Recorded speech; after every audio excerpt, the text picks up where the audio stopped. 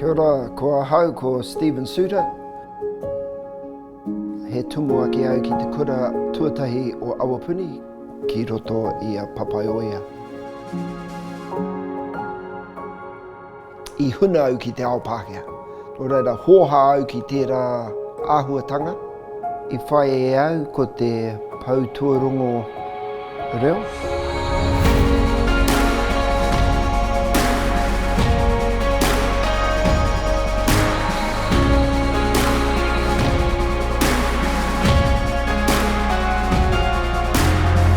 Ko ngā pukunga I whiwhi au, he mea hei āwhina ia hau mō ngā tau kei te tūmai, I te wāka tūau ki te kōrero.